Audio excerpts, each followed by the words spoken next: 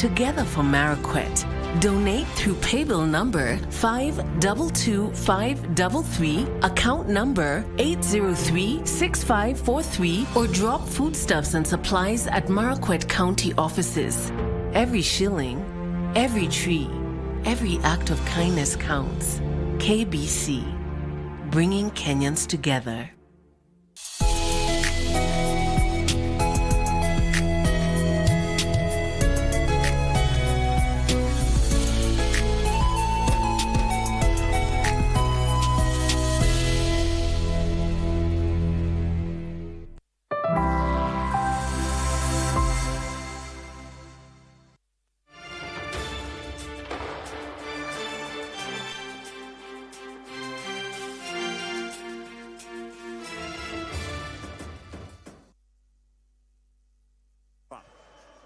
Felix amegeuka, amekataliwa na Charles Momanyi. Fanyiwa sana tight marking pale.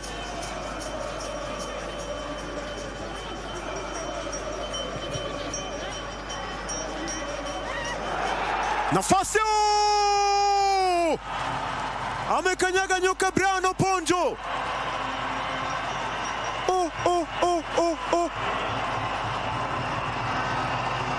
Akili mtu wangu Sharif Musa na mwenzake Brighton Onyona. Mashabiki wako galo mapema mno. Wameanza vibe lao. Ni goli la hatotaka kuiona tena. Mlinda lango Brian Oponjo. Hii sasa ndio kukanyaga nyoka hii. Inaonekana kuange control uzuri. Hatotaka kuiona tena. Brano ikiwa amepoteza clean sheet yake. Enoch Morrison Blackstar cheza Sylvester Wino kwenye mikono ya salama ya mlinda lango Brian Oponjo. Dennis Oalo, touch ya kwanza imekubali, ana nafasi nzuri. Oalo na kachao, ameokoa uzuri Bano Mondi. Mechi ya fataki Dennis Oalo. Kinema nafasi nzuri, touch ya kwanza, control nzuri kabisa yake Dennis Oalo. Kaishia kuokoa kule na Bano Mondi. Jackson Dwan, Musa Mohamed Mayeko wanafanya mchezo wenyewe sasa. Mani na Roger Zouma.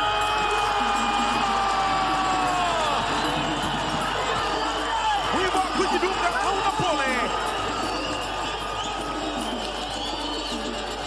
Wanatangulia Bwana Pingo.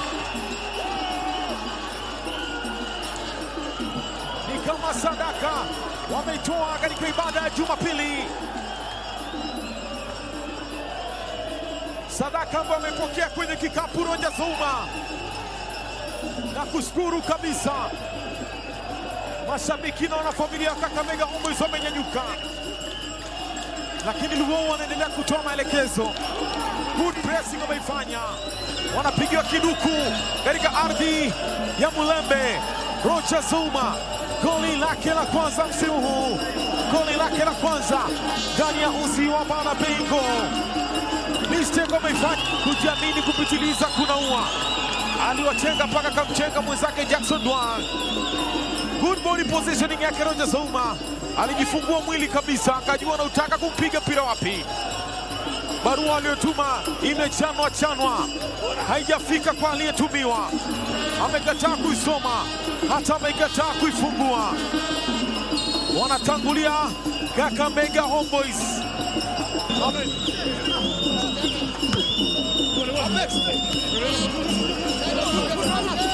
Ndio Molo Peter Ng'ang'atio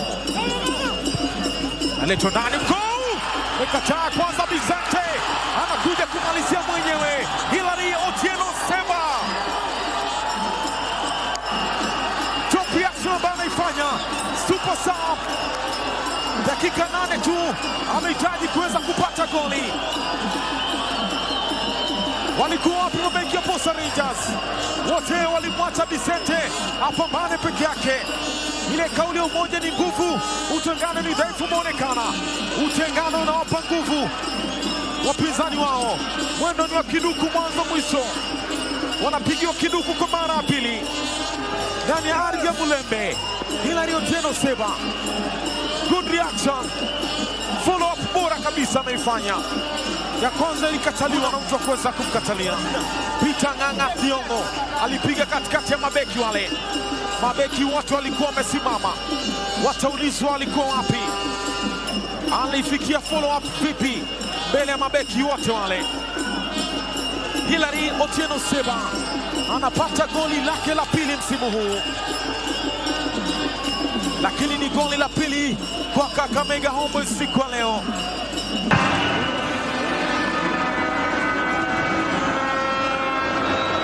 Humphrey Omondi Aroko na ufundi kweli kweli. Humphrey Omondi Aroko, nice move. Humphrey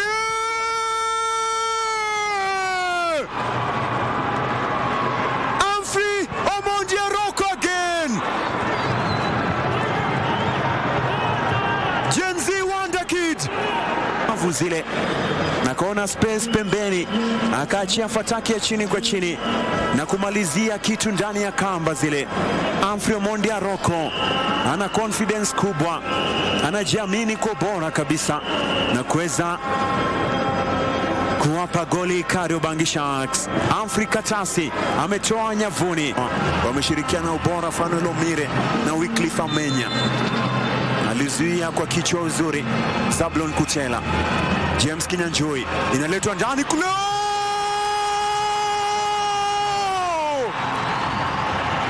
Wakudumu watadumu tu. Ni Dario Victor Mune Uchami anarudisha mchezoni. Wanaingwe ana mazoea kuwafunga Kariobangi Sharks, anawafunga tena Kariobangi Sharks kule, wakasalia ball watching tu. Victor Mune Uchami Dario.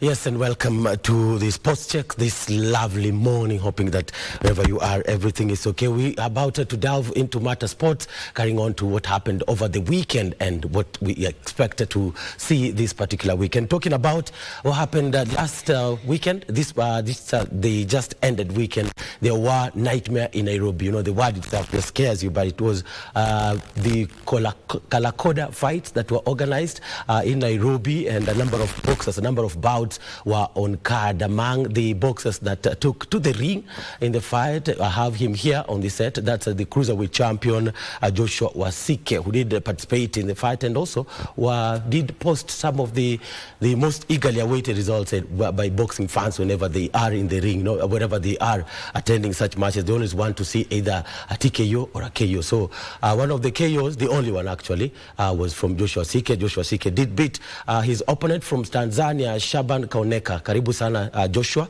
great to have you. Yes, thank you.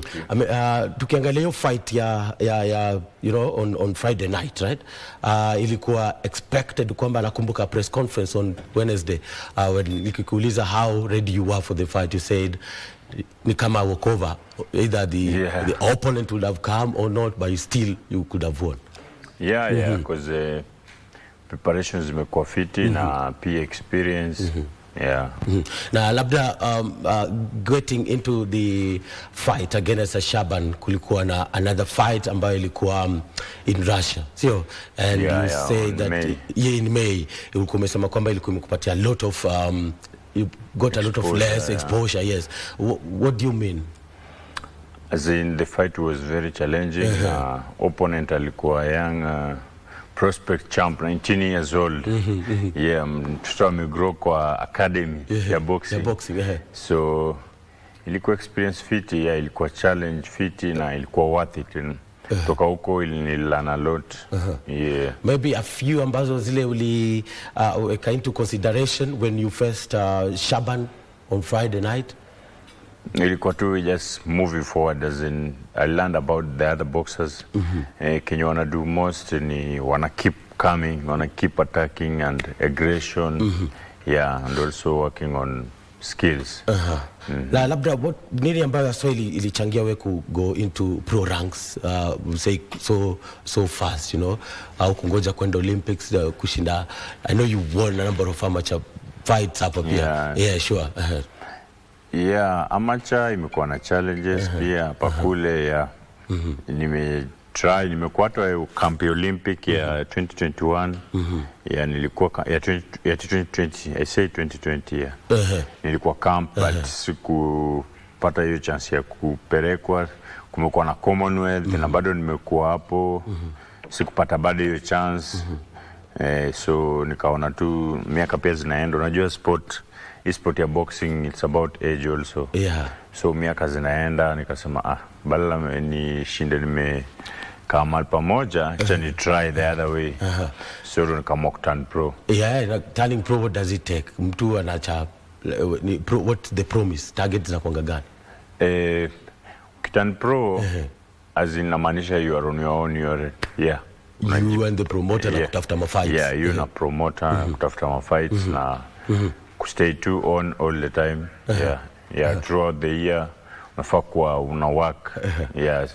Now, how hard was it for you labda to break into the Commonwealth or Olympic team? It wasn't hard because I was the best. All those years mimi ndo nimekuwa the best in Kenya, number 1. Sijai lose fight Kenya tangu nianze boxing. Fighting as an individual, national team. Fighting as an individual, or you belong to institutions? Yeah, when I belong to national team. That's when I haven't lost any fight. Locally? Yeah, locally sijapoteza fight. Na pia kwa hizo nitwaje hizo zenye wanachagua selection. Hizo selection zote nimekuwa nikiwin, nimekuwa nikiwa number 1, but sijaipata hiyo chance. Mbona why is it so hard? Yet you're top. Mbona vice versa? Yeah, I think ni leaders ndo wanachagua. So sikupata hiyo chance. Wanasema pia sports ni kuwa na luck, sio?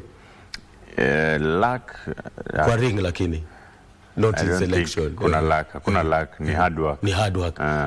So your first pro fight, how was it like? Did you expect to win? I know you fought 7, 1, 6, 5 through KOs. Outstanding record. I mean, hiyo ni record ambayo inaweza attract any promoter ambaye anatafuta cruiserweight champion in the region in East Africa. Even before I lost hiyo ya Russia, I was top 100 in the world. So after nimelose hiyo ndo nimerudi top 200. So saina try to build back my record. Then I rudi back to maybe top 50 or top 100 in the world. Fight gapi uta have to fight ndo get back to top 50 or top 100? Maybe 3 fights. Which means una have to win. All the fights. And the advantage za wewe kukwamanga maybe in top 50? Advantage? Yes. Advantage ni utakuwa ranking, alafu pia unaweza get kujulikana wewe, alafu unaweza pata big fights. So right now labda after this particular fight zilikuweka katika labda ita improve ranking definitely if it was a fight that ambayo ina count towards your points. Last year Friday. Shaban, of course it boost kiasi. But bado I need to keep working. Which is the next one? Next one maybe January, maybe February. Since we have Kalakoda.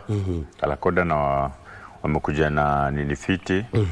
Support fiti. I think tunaweza kuwa tuna fight after every 2 months.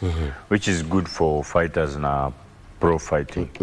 Tofauti labda nini ambacho Kalakoda wameleta kwa game sai? I think ni hiyo tu consistency na hiyo fight after every 2 months kuna fight, as in unakuwa sure you are active. So utakuwa active. Hiyo ndo the biggest thing, as in opportunity tumepata. And they're more like straightforward the way they deal with the boxers and they keep the promises. And this first one kila kitu imekuwa fiti. kila kitu imeflow fiti na nashukuru sana Karakoda na KBC pia wanafanya kazi fiti kuingiza ma sponsors na kudeal nao fiti. Yeah. Unaweza sema kwamba labda Shaban did match your level of competition ile ulikuwa unatarajia? Shaban, yeah, hata mimi nilikuwa ndo nimeanza. Najua hata nilikuwa sijawarm huko kwa changing room. Yeah, juu kulikuwa na mwingine alikuwa aende lakini ikabadilika. Kabidi mimi come. So hata sikuwa nimewarm, nilikuwa na warm na yeye. So bado sikuenjoy because I needed challenge, but I like challenge. Sipendi kushinda hivyo rahisi. It took you how many minutes? It was 2 minutes 30 seconds. Yeah. In an 8-round bout. Yeah. And that means that anybody that means Shaban was disappointed with how he just like. Yeah, but it was dangerous. I think he should be thanking the referees because I could have hurt him vibaya. Junior nilikuwa nimeanza. I was just starting. Nilikuwa sijafika climax. Yeah. Aka throw in the towel. Yeah. In such cases, what's really going on, like in your mind and the mind of the opponent? You can get to you can get years. As in, the main thing you need to focus on your opponent. Yeah. You need to put your eyes on your opponent always. Now, think about fans. Yeah, leave alone the fans. Your time, I don't think about fans. I don't listen to the crowd. Yeah, just focus, stay focused. Yeah. How do you block it? How do you keep it? Because I got used to it, I think. Yeah, nikitu nilishazoea tu. Nikiingia hapo niko kwa zone sasa. Yeah. And there's no chance to be distracted? Yes. No. I don't get distracted. I focus on my enemy. Yeah. What routine gani unakoga nayo, like when you get to the stage, to keep the focus? To breathe, yeah. I control my breath, and I try to stay composed. Yeah. You look in the opponent in the relax. And relax your body, your nerves. Yeah, don't panic. There's a panic inakuanga, but you need to control it. There's a fear when you're stepping in the ring. Unakuanga na kafia. Na hiyo ni normal tu yani. It goes after a few seconds. After maybe, for me, maybe if I got hit with some 2-3 punches, now I'm ready to go. Like that's for me. Now to also have the same. Yeah, saa hiyo ni kama ni inanifungua macho. Bila kuguzwa saa zingine you get careless. Yeah, sure. Yeah. You forget about the guard. And when you're in the ring, what's the most important thing? The guard or you throwing the punches? No, defense. You need to focus on defending more than hitting. Yeah. Why is it so? Because you need to hit this person and get the points. Yeah, hit but don't get hit. Sure. Yeah, that's the name of the game. Yeah. Hit but don't get hit. But it's impossible, right? Yeah. If you work on it, it's possible. It's possible. Yeah. Maybe looking at vile ulianza, boxing was a natural sport. Maybe you can talk about how you picked it up early days, when maybe in teenage, or when did you pick it? Yes. Yeah, boxing I started when I was 13 years old. Juu ya kubuliwa mazee kwa chuo. Yeah. Primo? Yeah, primo. Alafu sasa mimi, my parents died. All my parents died when I was 8 years. And I started boxing when I was 13. Yeah, so kujidefend tu kwa chuo ile. Ukipigwa wewe pia unaweza jitetea juu kuna mzazi utaenda kuambia home. Yeah. So ilikuwa ni self defense. Yeah, self defense. Sikujua hata nitafika nayo hii distance. Maybe a coach that picked you along the way na akakuencourage kwamba you have a gift in the sport? No, they didn't know, but walikuwa tu wanatu train. I think hakuna mwenye aliniambia ati you have the like future in boxing. Yeah. But tulikuwa tunachukuliwa tu mtaa, mnapelekwa gym. Kulikuwa na coach mmoja alikuwa anaitwa Coach Oyugi kutoka Busia border. Yeah, big up coach. Yeah, huyo coach ndiye alikuwa anatembea kwa mitaa. alikuwa anaita coach Bam Bam. Alikuwa anafanya Bam Bam, mnapiga footwork mkienda hivi kwa field. So alikuwa amejulikana kama coach Bam Bam. Na ndio alituanzisha. Alikuwa anachukua maboys kwa mtaa na wapeleka gym every jioni after shule. So that's how nikaendelea nayo. By from 8 up to, let's say, by the time I get to 15 or 17 or 18, now it's possible, mlikuwa ngapi ambao mlikuwa mmeanza nao? Mlibaki wangapi? Tulikuwa wengi, tulikuwa almost 10. Kulikuwa na Kilonzo, kulikuwa na Ken, kulikuwa na kina member mtu 7 watu. There's a lot of people, hata wanajua wananisikia saa hii. Hiyo ni jeshi ya Busia? Jeshi ya Busia boda Marachi. Marachi. Yes. Sofia nini? Yao tulikuwa tunajita jobless corner. So tulikuwa wengi, so tulianza wengi, but wengine wajafika ile level nimefika. I think I'm the only one nilibaki. Sure, it's always only one or 2 or 3. Yeah, it was the chosen. It was the chosen. Inamaanisha kwamba lazima urudishe medal home, yeah? Yeah, mi went home. No, wanani big up sana. Every time hata hii fight ya juzi wameni big up sana maboys huko. What did you pick what did you pick hizo early days from Coach Oyugi or Coach Bam Bam ambayo imekuwa important sana na imekuwa crucial kwako mpaka sasa? I think ilikuwa tu ugasidi roho ngumu, hiyo ndo tuligrow nayo huko. Kukaza. Hakuna kuacha, kukaza. That's the thing yenye imenifikisha hii level, I think. Awesome. And maybe now looking at the next fight, your fight was not a Commonwealth eliminator, right? Was it? No. Yeah, now the next fight unaangazia nini, and maybe an opponent from which region? For now sahi bado tujajua, but maybe in after 2 weeks, 3 weeks after tumerest kidogo, tutarudi to plan about next fight. For now it's just resting. Preparations are every fight inakuwa the same? I think unafaa train the same as you train to the elite fighters na local fighters, just the same.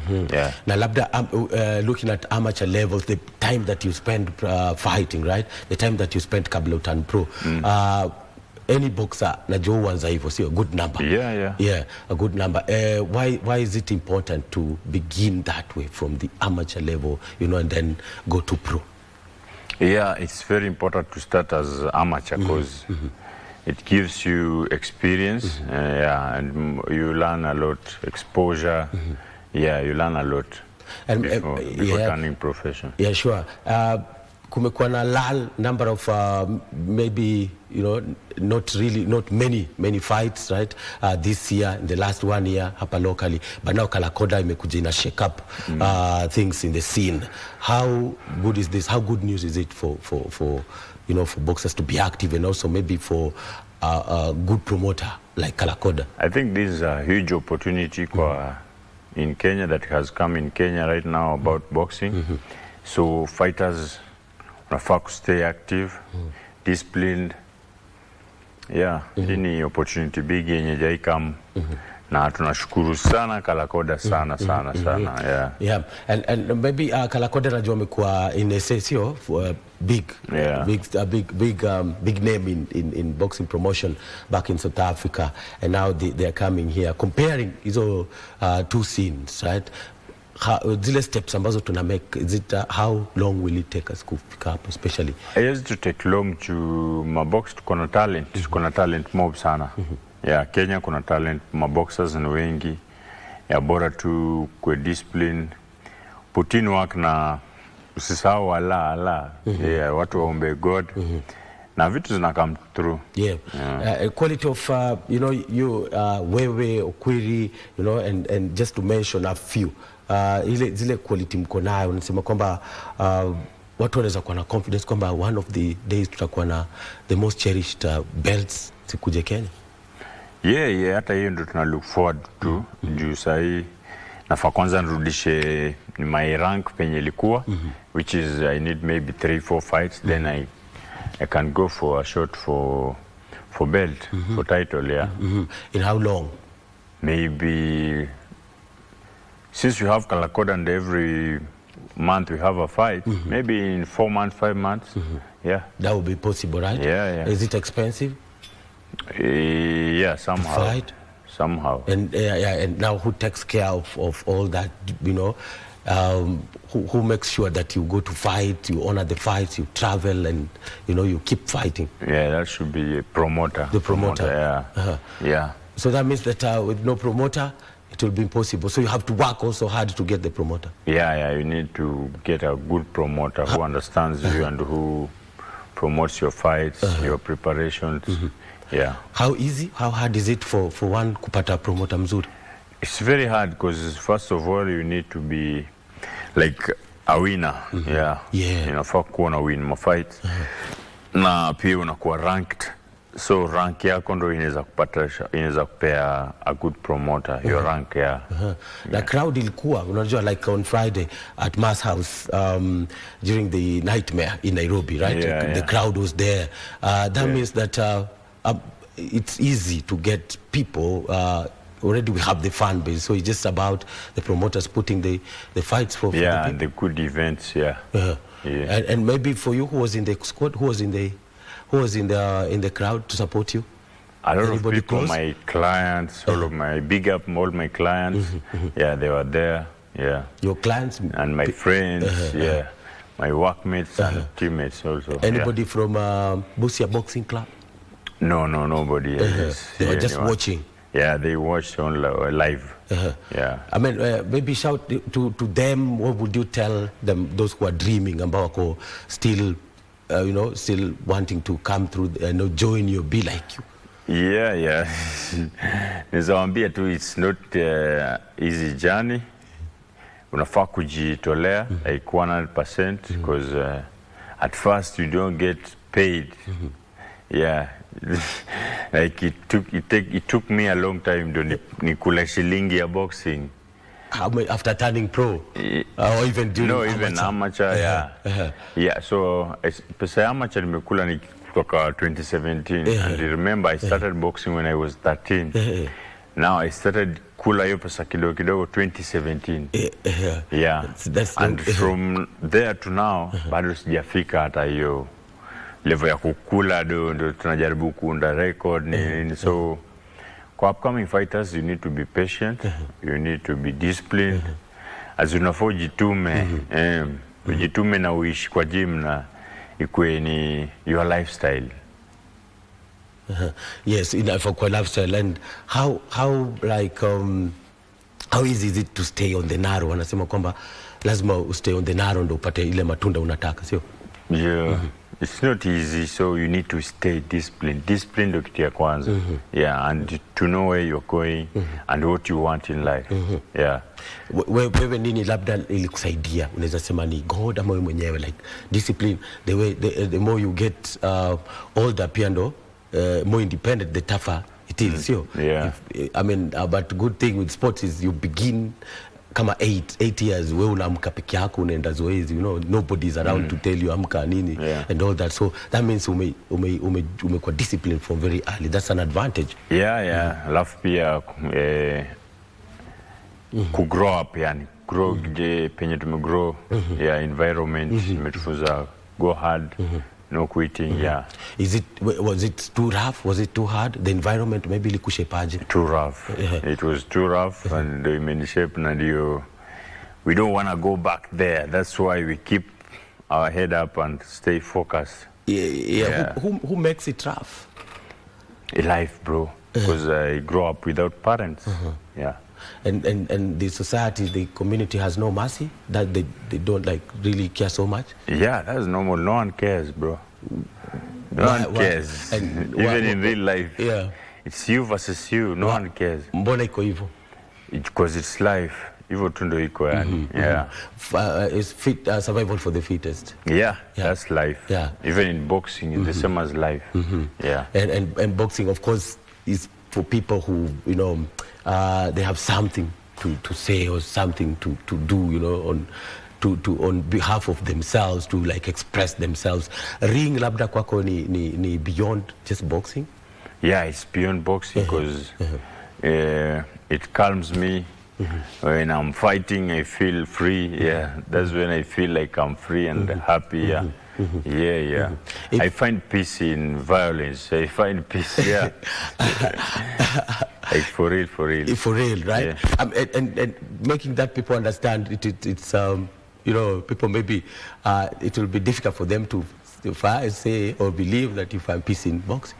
I find peace. Every time I step in the boxing gym, that's when I find peace. I feel relieved and I feel free. And they say that every kila mtu anakuwa na some level of violence in him, every human being. Yeah, but for fighters like us, elite fighters or active fighters, we know how to control it.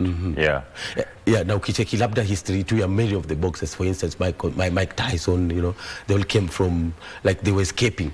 Yeah. And now here they are, you know, taking on the world.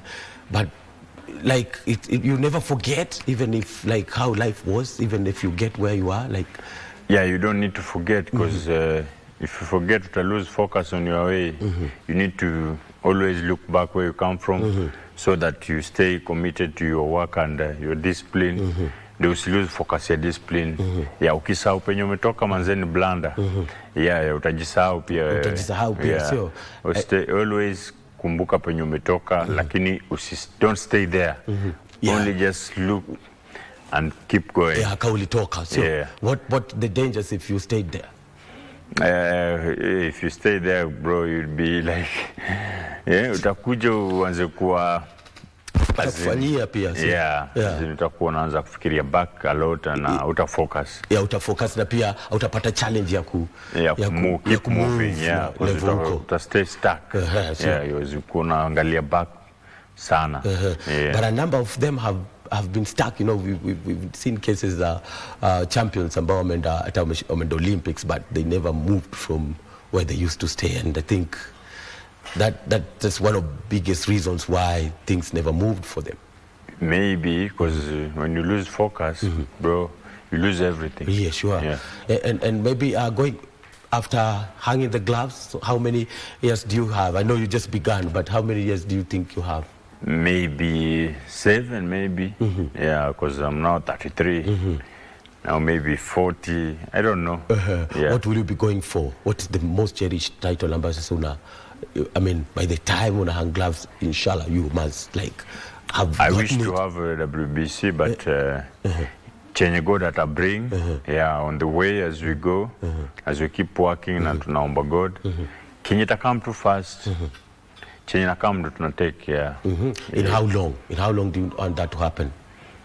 I don't know. It's God's timing. God's timing. Yeah. And maybe going back to coach after that, coaching. Yeah. Of course, I have my team already. I have a small academy. Timu Wasike Boxing Academy. Vijana wadogo. I have started it. I started it 2020. Yeah. Where iko wapi na labda iko na how many boxers? Iko Embakasi na iko na kama 25 boxers. Yes. Average age? Yeah, from 12 to 16. 12 to 16. Yes. Probable champions, you can mention some of them. Yeah, we have, there is Julie, there is this upcoming champion, Job. Yeah. Captain. Yeah, maybe what's the reason? Gap gani umeona ndo ukaanzisha academy? Yeah, nilikumbuka tule coach Bambam. Yeah, venye pia alituanzisha. Alikuwa anachukua tu maboy, so nikaona venye pia niko na hiyo time sasa inaweza give back to the society by just trying to show them my skills. Maybe zisidisappear hivyo nikiacha knowledge. Ndio jamaa pia wengine wanaweza pick up. Wanaweza kuja wakue maybe the best hata kutushinda. Sure, and that's the essence of teaching. That's the essence of the young ones. Wakue better than you. And maybe to them, what's their future? Future, I don't know.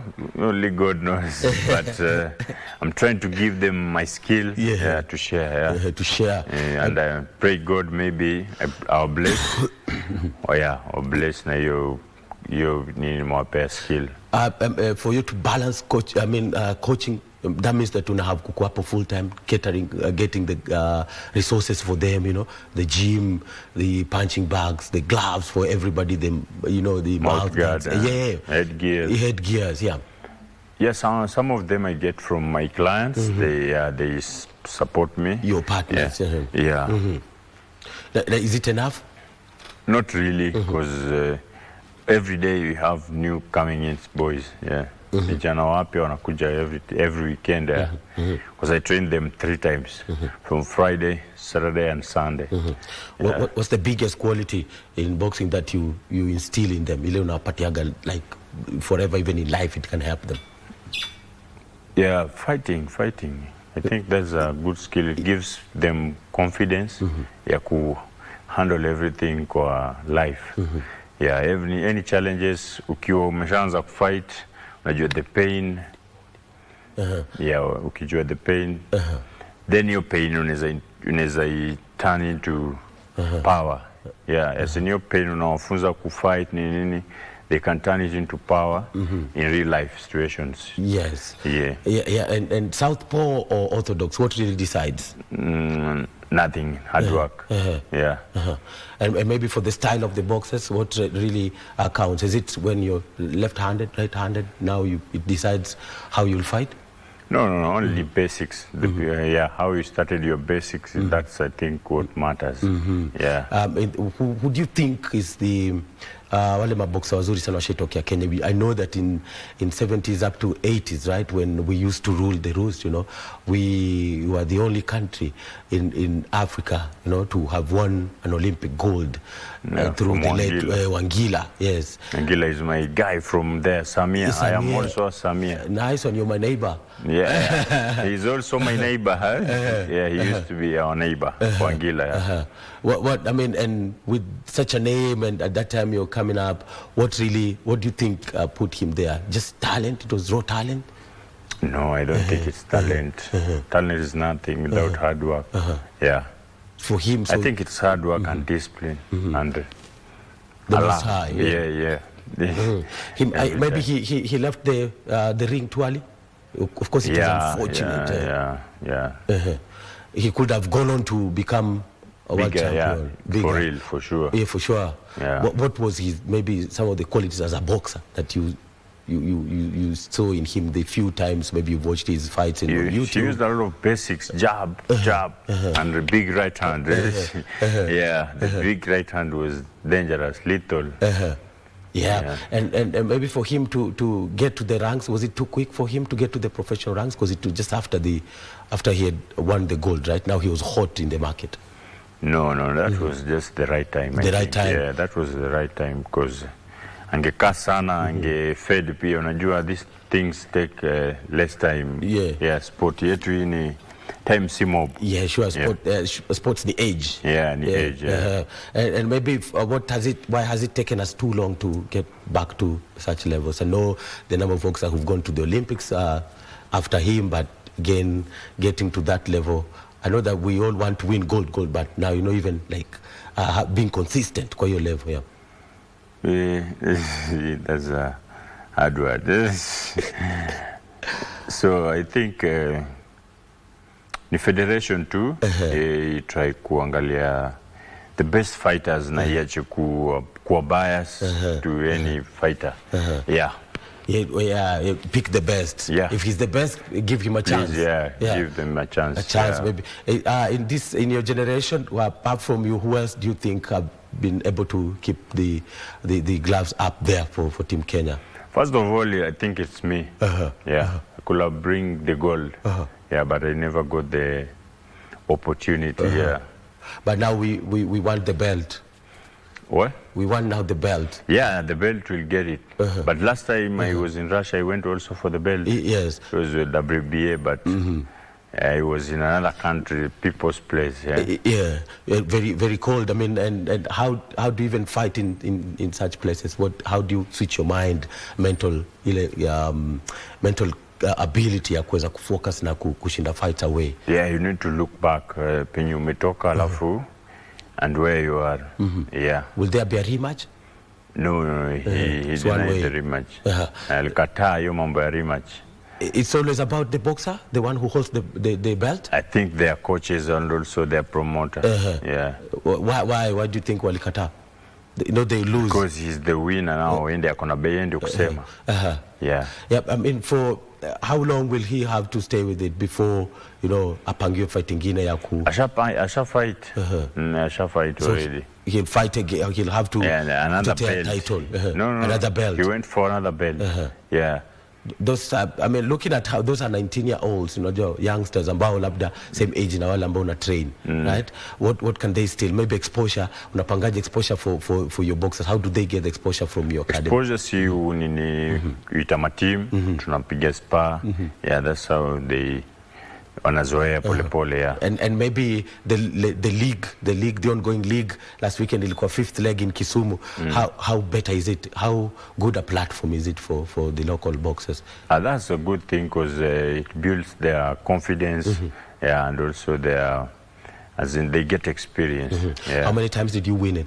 Did you win? Were you the national champion in your cruiserweight? All the time. All the time. Yeah. That means that there was nobody. Who was your toughest opponent? Elia Joy from Police. Yes. Yeah. He was your toughest opponent. Yeah, he was good, but I beat him several times. I mean, beating somebody several times means that maybe repeatedly. Yes. Every league. Every match. Yeah. Everywhere you met. Why were you able to beat him? Why was he not able to beat you? Because I was hungry. I was coming up, and I was really hungry to take the throne. Yes, yeah. And maybe looking at, do you think that the competition ambayo ulipata nayo time ilikupatia the necessary, ilikubuild kufikia sai locally especially kwa yeah, tutapea Joy flowers zake. Joy alikuwa the toughest fighter na yeye pia alinifunza kitu. I learned a lot kutoka kwake. He's still in the ring just like you, sure? No, he retired. He retired. Yeah. I mean, and maybe how best do former boxers make good coaches? What is the probability ya former boxer to make a good coach? I've seen a number of them, akina Gisharu, and not just to mention ambao walikuwa labda just in the last decade. Capability, I think, is because they have been there. They know what's important and what's not important. Yeah. And now that the new generation, what do you think they'll bring to the fore now that watu wanapata hizo ma star, you know, watu wana qualify for real?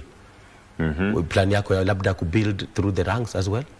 Yeah. Sahi ni kubuild tu pole. Yeah, then everything ita come up to. Importance ya trained coach ambaye ame qualify ku handle youngsters ni gani? I don't think importance. I think coaches boxer mwenye metani kwa coaches anaweza do better hata kushinda mtu ameenda coaching because we are experienced the whole thing. Yeah. And there's no way a coach can just turn out and start teaching boxing when he was not a boxer, right? He must have played. They can. Wako wengi huku mtaani. 1, 2 wako wengi, but they can't teach you boxing. That's the issue now. Yeah. Sure. They can just hold parts for you, but teaching you the real fundamentals of boxing becomes hard because I understand the science between boxing, in between boxing. Maybe generation the good boxers, right? Those who came brought glory to country and as well as to themselves, right? Talking about Akina Kasongo, Omar Kasongo, you know, and the late Dick, you know, Philip Waruinge, and not just to mention a few. Labda nini so ambacho walikuwa nayo ambayo ilifanya there was too many of them, good generation of boxers ambao they went on to do so well in the fight. I think walikuwa pia hungry, alafu na hizo nini nasikia kulikuwa na company like sure, like there was EBL, posters because na support. I think kitu kama hiyo sahi ikikama pia ita support mafighters sana. I think that's why walikuwa pia wana put in work, walikuwa na support. But it's now big in disciplined forces, the KDF, you know, FABA, the police, the prisons. Those are the only ones ambazo ziko na ile good structure ya kusupport boxing, sio? Jumi pia nimecheza police for 6 years. Did you join the forces? No. Why? Because I didn't get the chance. Did you get the chance? Yeah. And you are the best boxer, so what does it take? I don't know. I was just there waiting, but they're telling me keep waiting, we recruit. But I thank God haikufanyika juu pia na feel ningekuwa nimejifunga. So you never waited for it? No, I just stepped out. And it's God's timing. So sure. Yes. And looking at it, looking back, how has the journey been? Do you maybe had another year in amateur ranks, or it's all good, and how you've moved? Yeah, it's all good. I'm moving correctly, and I really thank God for this journey. Yes, indeed. What's your strongest quality? Boxing? Yes, in boxing, yes.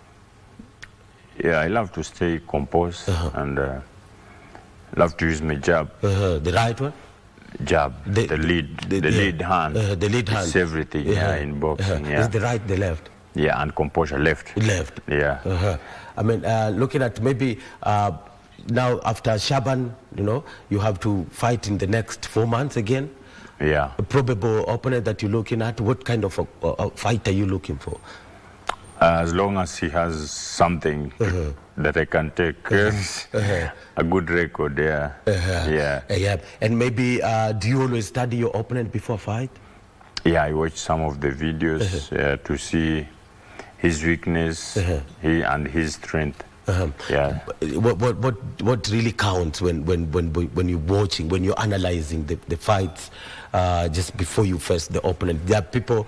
I remember that Thursday when Zarika was talking about not really caring about the opponent. Yeah. But that's just like big talk. You boxers sometimes you have a bombastic way of saying things. Yeah, saying things. Yes. Is it important to find out, or it's not important to find out who you're going to face? For me, I think it's important because you want to know the strength of this guy and weakness, so that you can work on them. Yeah, it's very important. Body move, the movement of the legs as well as the how body. Is he moving? Is he moving a lot? Is he jabbing a lot? Does he has power? Yeah. Those kind of things. Yes, sure. And maybe just as we head towards the end of this interview, for you now, what holds for the 20 kids who are under you? What can you promise them? Like, what do you tell them? Where do they go to? They want to become pros, but how does the journey look like for them? Yeah, for them, they're still young. I just want to keep them there, give them good basics, so that when they go out there, they can perform and maybe become bigger champions than me. Yeah, sure. Yeah. A bigger champions than you is bring some huge glory, right? Yeah, to the continent. Yeah. Between Mike Tyson and Muhammad Ali, who do you go for and why? I think Muhammad Ali. Yeah. Why? Because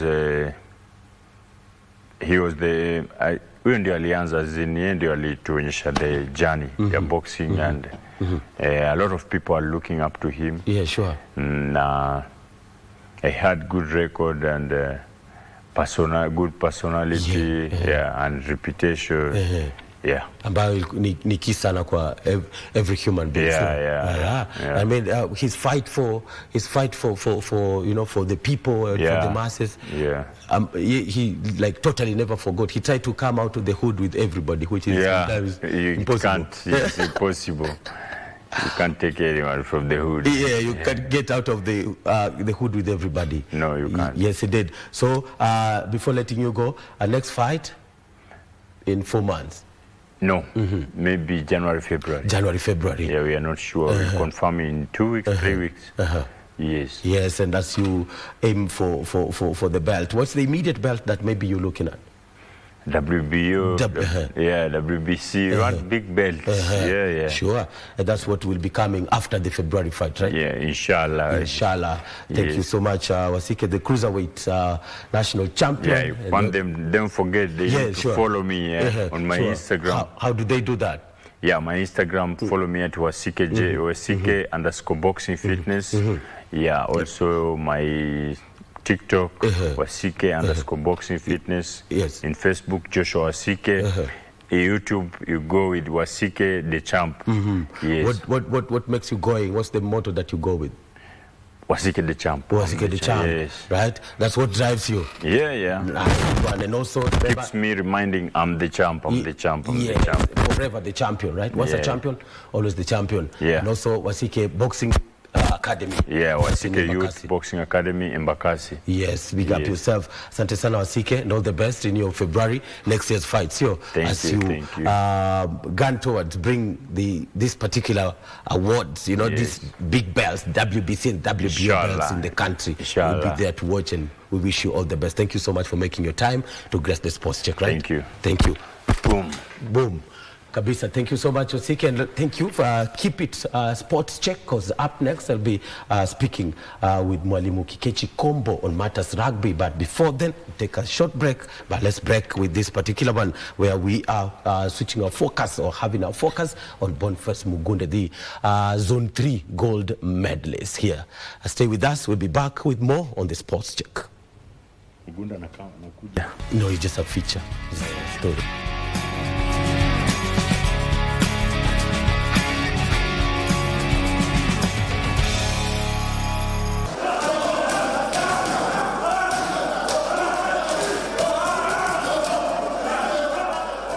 The Mathare Police Depot Boxing Arena, a poignant place that has nurtured so many boxing champions and home to Kenya's police Chafua squad. Kenya Police wanatushikilia mkono. Timu yetu ni timu kubwa. Si hivyo ndio tusema timu yetu ni timu kubwa, chafua. Ukienda kila mara unasikia chafua. So ni the grace. Sisi Martin sisi ni grace. Na tunashukuru pia makocha wetu wanatushikilia mkono. Makocha wetu ni kwa wazazi wetu. Hiyo ni kitu moja yenye sisi tufurahia kati kwa hapa pamoja. Boniface Mugunde, their light middleweight champion, who has continued to put them on the world map with his ventures and achievements. Boniface ni boxer, Boniface ni polisi, Boniface ni mimi tu ambaye nacheza boxing, na nataka kushukuru boxing kwa kuwa boxing imefanya mpaka at least nimejulikana kutoka kupitia kwenye Mwenyezi Mungu mpaka na bidii, kwa sababu bila discipline singefika mahali nimefika. But that's not where he started his sporting career. He could have featured for Kenya Police FC, but destiny had its own idea of directing one's course in life. Nilianza tu mchezo, nilikuwa nacheza mpira ambaye nilikuwa napata kila saa niko bench. Sasa unapata nikakuja nikasema acha nijaribu kitu mpya. Nikaingia tu kwa hall nikajaribu boxing. Kwanza tu boxing pole, mchezo wangu wa kwanza nilishinda. Ndio boxing ikaingia kwa damu yangu at least. Nikaanza kucheza. Siku ya kwanza mzazi wangu alikuwa anakataa nicheze, lakini akakuja akaanza kunishikilia mkono. Nataka kumshukuru pia.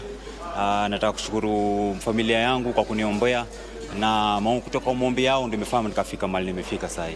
And a pugilist, the midfielder was destined to be where he found his footing, but it wasn't all that rosy. Mara ya kwanza obvious kuna hiyo tension yenye inakuanga, lakini sikuwa na hiyo tension vile, kwa sababu nilikuwa na ile moral ya kuwakilisha Kenya kwa mchezo wangu wa kwanza ambao ilikuwa 2019, which ilikuwa All African Games, ilikuwa huko Morocco, na niliweza kuleta bronze.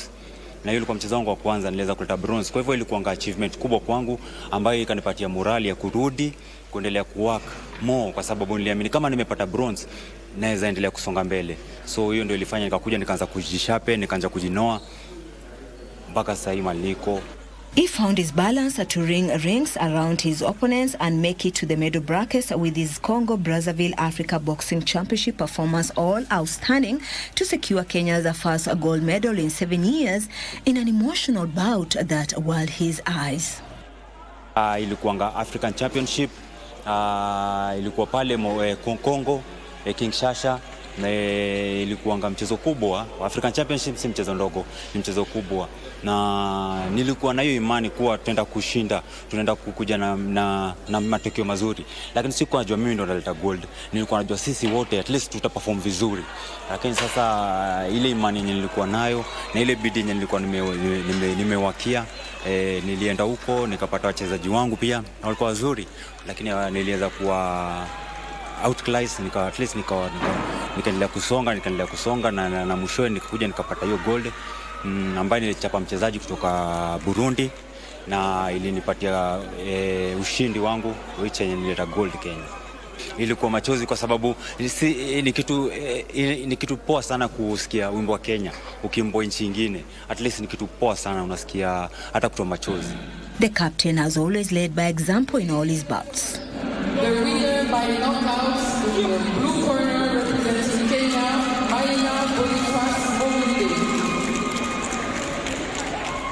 Zone 3 nimecheza zone 3 yenye hiyo ambayo inakuja Kenya. Kuna yenye nilicheza, tulikuwa pale Congo, niweza kuchukua bronze, nikuja nikachukua silver, so natarajia gold. Hiyo ndio maombi yangu, natarajia gold kwa sababu nimechukua bronze, nikachukua silver ya pili, sasa ni gold ndio tunawakia kwa sababu hakuna kitu haiwezekani. Hakuna kitu haiwezekani, hiyo ndio kenye mimi naamini. Hakuna kenye haiwezekani, na nikaendelea kucheza ambayo tulienda qualifiers. Sikuweza kuqualify but at least nilisonga mbele. Hiyo ni achievement kubwa sana. Unajua huko utapata wachezaji wazuri, wale wachezaji wazuri wote. So at least ukipata unaendelea kusonga mbele, jua at least you are doing something. Boniface Mugunde is still confident that he'll find his way to the World Championship podium one day among others. Lengo langu kwa boxing kama next year kuna mchezo kubwa, kuna Commonwealth Games which sijai kuwakilisha Commonwealth. Si kuwakilisha, na maombi yangu ni kuwakilisha Commonwealth, na si kuwakilisha tu peke yake, ni kuenda na kusimama kwa podium. Hiyo ndio maombi yangu kubwa sana, na naamini hakuna kitu haiwezekani, kila kitu inawezekana. Kusimama kwa podium, at least nikisikia hiyo wimbo wa Kenya kiimbwa, hakuna kitu haiwezekani, mimi naamini inawezekana. Hiyo ndio lengo langu. Alafu kuna World Championship pia, nina imani kuwa World Championship kwa si ati ni mchezo ngumu, si ati ni mchezo ati tunapata na watu wakali kutushinda, hapana. Ni wale tu mazoezi tunafanya ndio wanafanya. Makochi wenye wako nao ndio makochi ni the same tu, lakini ni ile tu imani yenye unaweza kuwa nayo, na hiyo kujituma yenye hiyo kujituma tu nitakupatia, itakusaidia uendelee, at least upate hata medal. World Championship pia na imani kuwa naweza kuja kuleta medali. Hakuna kitu haiwezekani, na ile kubwa zaidi ni at least kuwakilisha taifa letu kwa Olympics. Last year hatukuweza kuwakilisha timu ya boxing, hatukuweza kuwakilisha, ilikuwa kitu kingine uchungu sana. Hatukuweza kuwakilisha sisi kama team, which ni kitu yenye haifanyika. Lakini last year hatukuweza kuwakilisha, ilituuma, lakini tuna imani kuwa this round tutawakilisha. Hakuna kitu haiwezekani. Hiyo ni kitu yenye mimi husema, hakuna kitu haiwezekani, tunawakilisha kwa sababu naona mazoezi yenye tunafanyishwa na makochi wetu, kila kitu ambacho tunapewa na makochi wetu ni at least kitu yenye itatusaidia, kitu yenye itatupush, inatusaidia. Si ati ni kitu yenye inatuumiza manini, hapana, ni kitu yenye inatusaidia sisi. Na hiyo bidii ya kila mtu ambaye matimu yangu, na nashukuru kila mtu, tuko na bidii, tuko na umoja, tunasikizana. Hiyo ni kitu yenye pia inasaidia at least kila mtu. Unajua kuna ile yenye unapata mko wengi lakini hamsikizani. Hiyo ni kitu kingine mbaya, hata mwezi kuwa na umoja. Lakini nashukuru kwa kuwa tuko na umoja, tuko wengi. Sisi wote ni kama ndugu na dada. Sisi wote tunataka kila mtu kwenda mahali, kila mtu kuleta medali, kila mtu kurepresent our nation na kupatia nchi yetu sifa kubwa. So hiyo ni kitu nzuri sana, na timu yangu naishukuru pia. And that's how dedicated the police constable is, for he knows too well how many battles is won on the ring, including healthy ones. Wachezaji unapata kama mfano sasa tuseme kama World Championship, unapata hao Waarabu ni watu wenye wanatumia skills mingi. Hao wanatumia skills mingi, unapata watumia hata nguvu, watumia skills mingi, unapata hao wana tap tu, wanagusa. Kama kuna mchezaji nilicheza naye kutoka Ireland, huyo ndo mchezaji mwenye sijai cheza na mchezaji kama huyo. Achapi na nguvu, anagusa tu, lakini uwezi mpata. Sasa nilijaribu yangu yote, najaribu kutoa nguvu yangu yote, nini simpati, na miss ambaye nilikuwa nacheza, lakini kwa ring, lakini kwa roho yangu kuna venye nilikuwa nafanya kwa sababu ya kumiss. So walinipatia kazi kubwa sana ambayo ilinipatia mimi mpaka hiyo hesabu hiyo, mtihani. Kuna hiyo kitu yenye ilikuja venye nirudi, nilienda nikakaa chini peke yangu nikasema na huyu mchezaji nini nafanya, anachezaje? Sasa nikakuja baada hata video zake ukaangalia kwa simu yangu, na video zake mingi sana. So naendelea kumfuatilia, naona vile anafanya vitu anafanya. So at least hata mimi ndo nikikuja nikifanya hapa, at least nione kama kuna improvement, nione kama kuna improvement kubwa sana, which naamini kuna improvement kubwa sana. With so many sportsmen and women battling mental health issues due to pressure, sports has a way of reducing anxiety and depression and all that. And boxing is therapeutic, as they have found out, to involve it in the gym sessions. It's all because of the champions who have broken the silence with bare knuckles in the boxing arena. unapata kaa uko hapa kwa gym, uko na furaha kuliko nyumbani. Unaweza pata nyumbani umeenda umepatiwa stress mingi, maybe unaweza pata unajua tu stress ya nyumbani, lakini ukuja hapa kwa gym unapata uko na furaha, makocha anakupatia advice si hata ya boxing pekee, mpaka life. So ni kitu nzuri sana, unapata tunajijenga, unapata tunaendelea, unapata kitu moja yenye inasumbua maboxer wengi ni depression. Unapata depression, unapata mtu vitu mingi zinamfanyikia, lakini at least kwa gym unapata makocha wanatukalisha chini, wanatupatia at least somo fulani ya life ya boxing. Hiyo ndio yenye inatusaidia, unapata boxing yetu inaendelea ku grow. Boniface Mogunde, Kenya and Africa's light middleweight boxing champion, is no exception, for he has proven time and again is a force to be reckoned with. Nataka kuambia wa Kenya watuombee zaidi. Mchezo usi rahisi. Zone 3 unajua ni timu iko 12. Timu ziko 12 zinakuja kuja Kenya. Ambayo itakuwa mchezo rahisi. So tunaomba kwa Kenya watuombee, na tunaomba support pia hata kwa government watu support. Kama ball naona ilisupportiwa vizuri sana, ilisupportiwa na ambaye hiyo support ndio ilianza kuwasaidia at least wakaendelea kusonga. At least pia president tunaweza muomba pia at least atushike mkono pia, akuja tusaidia tu support at least mtu ile morale yake itatusaidia at least tupata tunasonga, tunaendelea ku perform vizuri. Kwa hivyo support ndio kitu yenye tunaomba sana support. He's all ready again to put his country on the map in the upcoming Africa Zone 3 Championship, and as captain, he will lead by example. Kwanza nataka kumshukuru Mungu kwa umbali huu ametuleta mpaka wakati huu. Matayarisho ya kupoa, kikosi kikubwa kama umekiona. Tunataka kushukuru president wetu, President Jamal, kwa ile kutushikilia mkono. Angalia kikosi ambao vile ametuleta, tuko wengi ambaye tunatusaidiana sisi wenzetu tunawasaidiana, na tunataka kushukuru pia makochi kwa kuwa pia wametushika mkono, wanatupatia kila kitu ambaye yenye itatupatia ushindi kwa mchezo wetu ambao uko mbele yetu, na mchezo huu ni kubwa sana kwetu. Zone 3 ambayo imekuja Kenya siku ya kwanza kupitia Jamal, president wetu. Tunataka kumshukuru sana kwa kuleta mchezo huku Kenya, na tunataka kumwahidi kuwa hatutamwangusha, kuwa ushindi tunataka ubaki huku kwetu.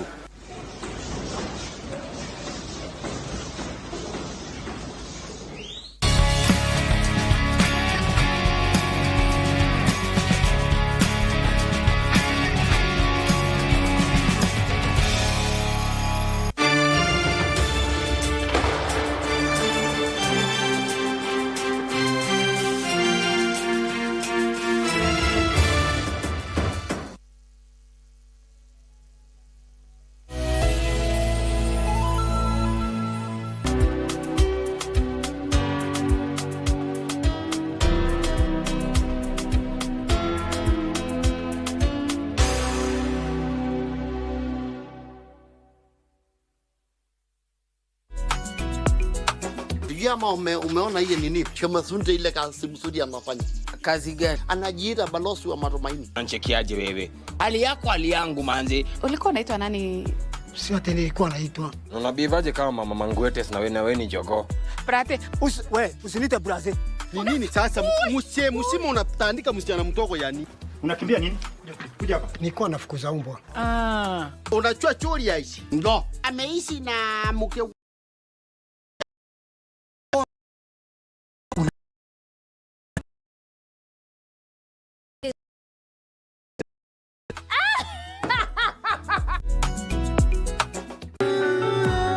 Let me explain. I don't need to hear your explanations. You and my sister are both disgusting. Hey, Lucia, please don't go. Listen to me. With your filthy hands. Lucia, wait. Can't you understand that she doesn't want to talk to you? I don't have any reason to claim a child that isn't even mine. Why did you tell me that you are friends with Ricardo Marquez? What? But he wasn't my friend. Why did you do this to me, Nor? I did that because I couldn't stand the idea of you being happy. Because I wanted to see you suffer. How could you do that to your own sister? Alonso, you hurt her. Get out of here.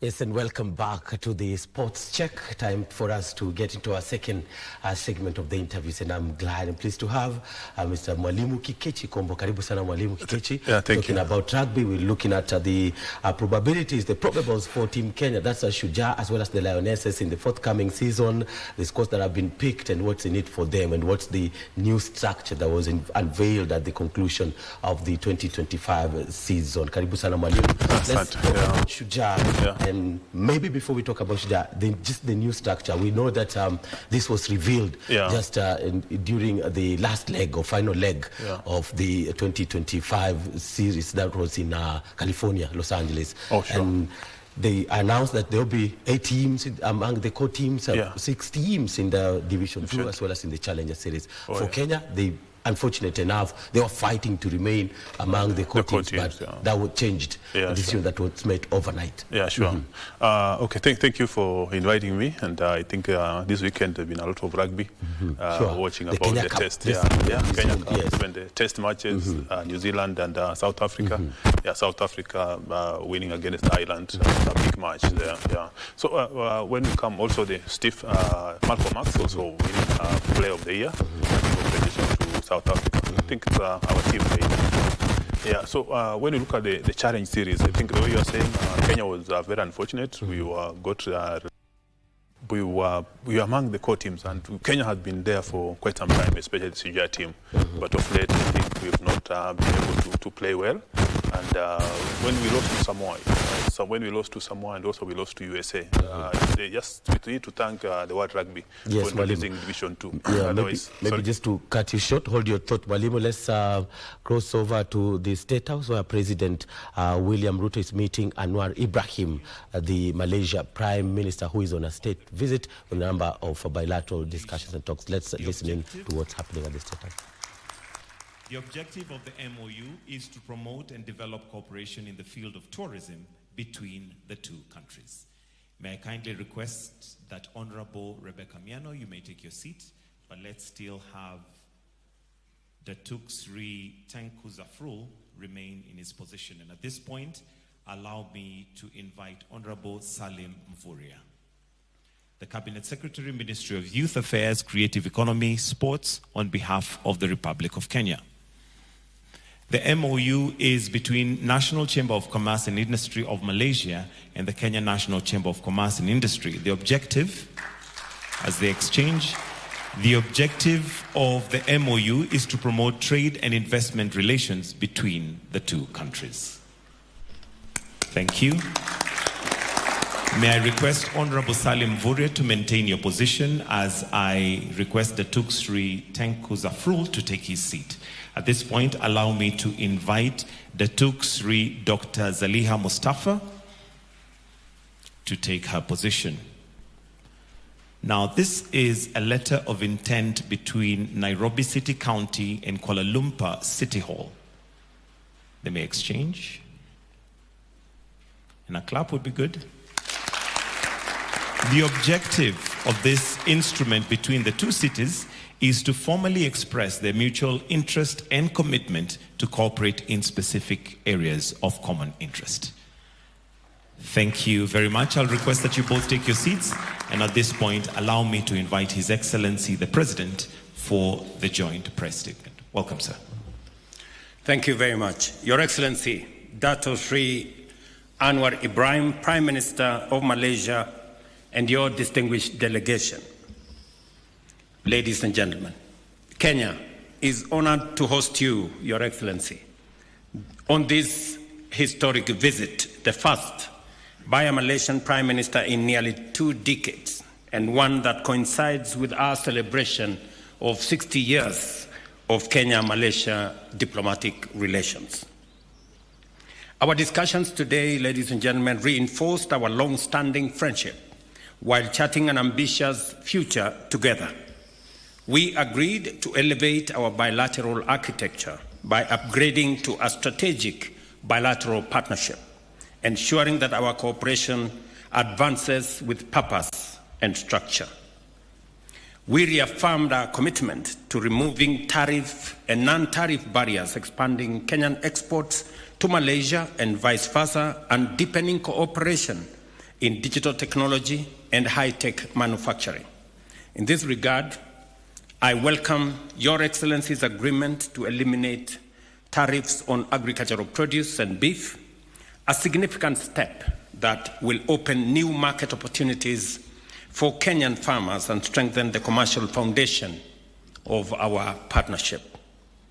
The removal of these tariffs, Mr. Prime Minister, is especially significant given the structure of our current trade, where Kenya's main exports to Malaysia include tea, coffee, flowers, avocados, titanium ores, and beef, while imports from Malaysia consist primarily of edible oils and fats, chemical products, electronic, agricultural chemicals, and rubber. This profile underscores the importance of the potential of broadening our commercial ties. Our engagement culminated in the signing of the agreements you have witnessed here, a bilateral air service agreement to expand connectivity and ease of travel between our two countries to boost trade and tourism. A second MOU on tourism cooperation to strengthen two-way tourism investment and joint destination marketing. A letter of intent on the twinning of Nairobi and Kuala Lumpur to enhance city-level cooperation in urban planning, technology, and service delivery. And an MOU between the Kenya National Chamber of Commerce and Industry and the National Chamber of Commerce and Industry of Malaysia to deepen private sector partnership and unlock our new business opportunities. And I know, Prime Minister, you will be attending to the business forum between the two chambers and our business people. And together, these instruments mark the beginning of a broader and deeper strategic partnership for mutual benefit. This visit comes at a defining moment for Kenya as we advance a new national roadmap inspired by the experience of Malaysia and other Asian tigers, nations that rose through discipline, strategy, and a commitment to excellence. In our discussions, we agreed that Malaysia will explore partnerships and investments across our key priority areas, including collaboration in STEM and in research and matters education. And I want to commend you, Mr. Prime Minister, that you will be meeting with some of our education stakeholders later today as part of our human capital development that is central to Kenya's development. Last week, we did unveil a new plan that's going to get our human capital to develop at a rate that is going to be commensurate with the development we want to undertake in the next 10 to 15 years. The Prime Minister, I've said, will be engaging with stakeholders as part of that effort. We also agreed to strengthen the semiconductor bilateral relationship as part of Kenya's human capital development and manufacturing, including industrial agenda. Through a strategic partnership, Malaysia will support Kenya to grow and expand its semiconductor technology and manufacturing capabilities, including the experience we already have, as I mentioned to you, Mr. Prime Minister, with one of our universities, Kimathi University, that has already courses in that field. And thank you very much, Mr. Prime Minister, for accepting to support Kenya with training opportunities for our engineers and high-level professionals to support industrialization as part of the diversification of our economy, walking in the footsteps of what your country has done. I was looking at the numbers. Your country was an agricultural country like Kenya. But today, you stand out because you have diversified your economy, and today you export manufactured goods to America and to many other destinations. And I want to tell you, Mr. Prime Minister, we are walking in the footsteps of Malaysia, and we hope to catch up with you soon. As part of our broader transformation agenda, I have invited Malaysian private sector to participate in public-private partnerships, including investments in road network expansion. And I have informed the Prime Minister that some of your big engineering companies are welcome to work with us as we expand our highways by another 2,500 kilometers and another 28,000 kilometers of road around Kenya. There will be opportunities for private-public partnership. There will be opportunities for investment. And I know that the huge private sector team that came with you will be looking at these opportunities and finding how they can work with their Kenyan counterparts. Additionally, we exchanged views on regional peace, security, and multilateral cooperation. We acknowledged Malaysia's efforts in Eastern Asia region and Kenya's peace efforts in East and the Horn of Africa. We also expressed support for America's and President Trump's intervention in Sudan crisis, which has now escalated into a very serious humanitarian catastrophe. We also reaffirmed our shared commitment on the reform of the global financial architecture and the reform of the United Nations. Africa has demanded 2 permanent seats on the UN Security Council with full rights, including the power of veto, as well as 2 additional non-permanent seats. With 54 countries and a population of 1.4 billion people, it is both unfair and undemocratic for the continent to remain excluded from the world's top decision-making body. I conveyed our appreciation for Malaysia for supporting the upgrade and expansion of the United Nations office in Nairobi, the only UN office headquarters presence in the Global South.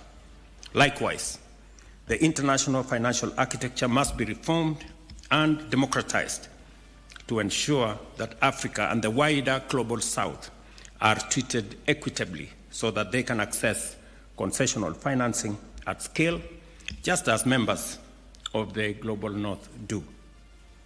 Your Excellency, your presence in Nairobi is a powerful affirmation that Kenya's ambition meets Malaysia's experience at exactly the right moment. As we rise, we draw inspiration from nations like yours that embraced bold ambition over limitation and chose excellence instead of mediocrity. Kenya now stands ready to take its place among nations that we started with, like your own nation. When I made a comment in Parliament last week that you were visiting our country, there was tremendous applause because we have been having a big conversation in Kenya about where we are and where we should be. And I am very proud that today we have you right here in Kenya so that even as we have this conversation, we can bring it home with your presence here that Malaysia, which was an agricultural country like Kenya 60 years ago, today has an economy 20 times larger than ours, has an economy that is diversified, has a GDP per capita that is maybe also 20 times higher than ours. And we say this because we believe we can do it the same way your country did it. And I am very encouraged. I am inspired when I look at you, Prime Minister, look at what Malaysia has been able to achieve and the steps you have taken, the decisions you have made as a country, the path that you have chosen that has made you the country that you are today. And as a people, we associate ourselves with Malaysia in many ways. And as you have asked me, I will be visiting, by God's grace, I will be visiting your country next year. And I will carry quite a bit of the private sector with me and many others so that when I discuss with the people of Kenya the housing program, where the greatest inspiration came from Singapore and Malaysia, they can come and see what Malaysia has done on the housing program. They can come and see the kind of human resource development that you have done. They can also come and see what you have done in matters health, even as we drive our own universal health coverage here in Kenya. It is amongst the lessons that we have learned from your country.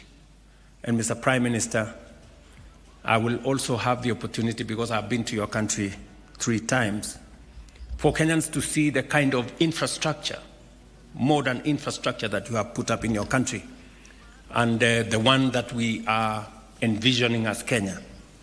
And it is really a proud moment for me as I engage with you, because you bring home the many things that we have been discussing as a country as to the possibilities of what can be achieved if the right decisions are made, if we don't compromise, if we don't settle for the average, if we eliminate mediocrity, and we make the decisions that will take our country forward. Mr. Prime Minister, I express my deepest appreciation to His Majesty King Sultan Ibrahim Sultan, to Your Excellency, Mr. Prime Minister, your government, and the people of Malaysia for this very important brotherly visit. Welcome.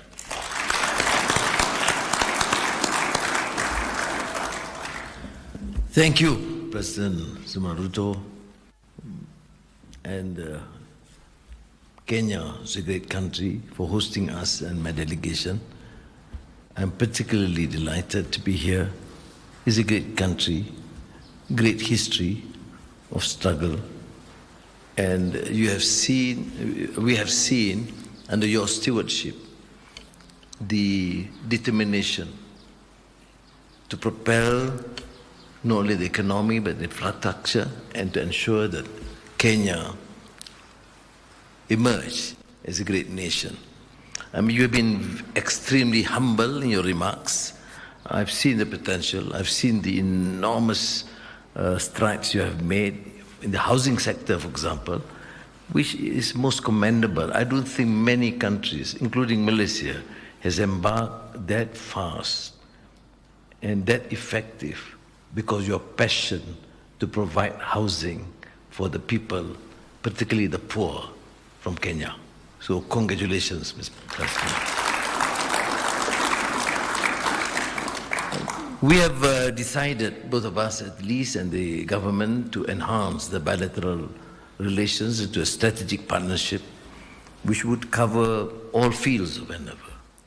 And the traditional agriculture, import, but also in new technology.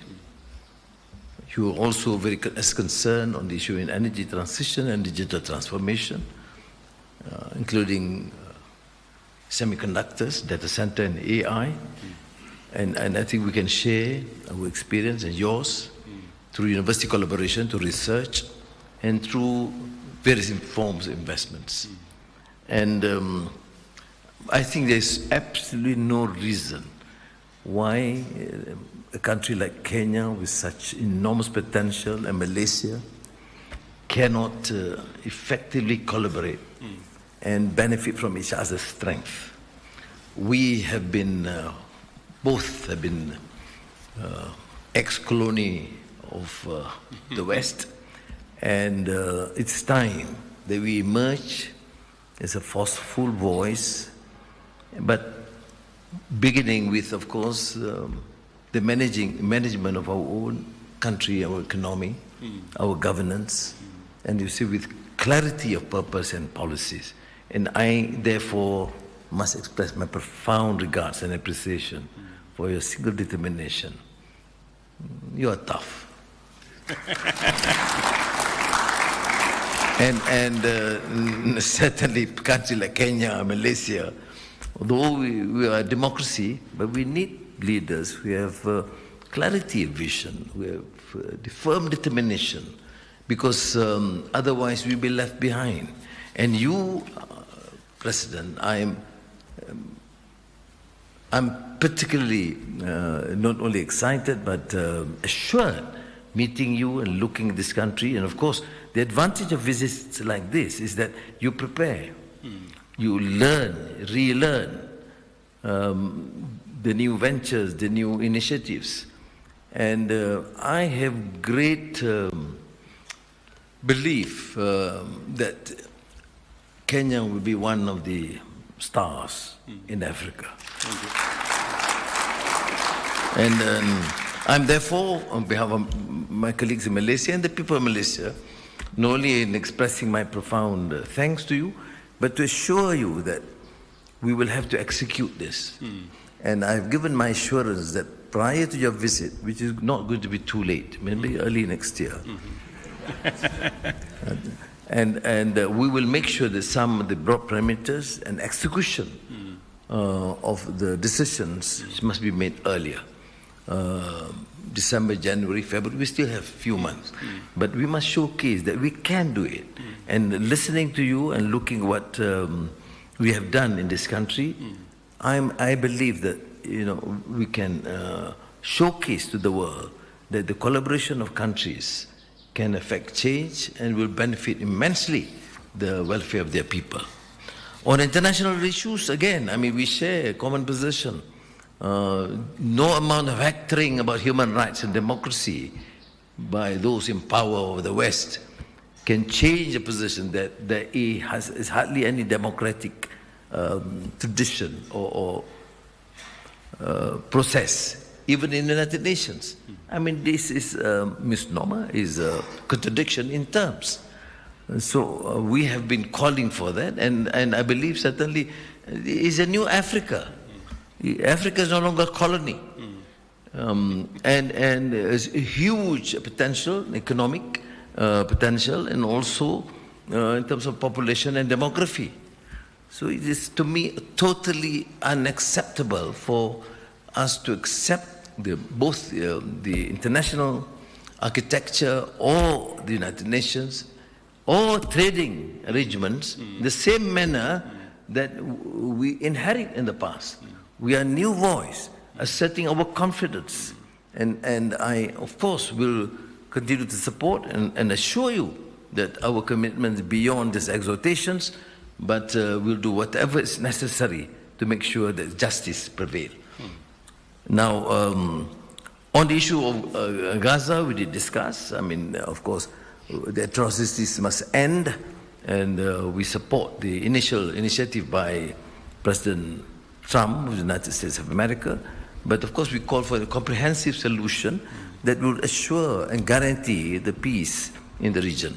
Similarly, in the Sudan, although we are far away, but we detest this foreign involvement, not to resolve, but also but instead to cause more divisions and killings.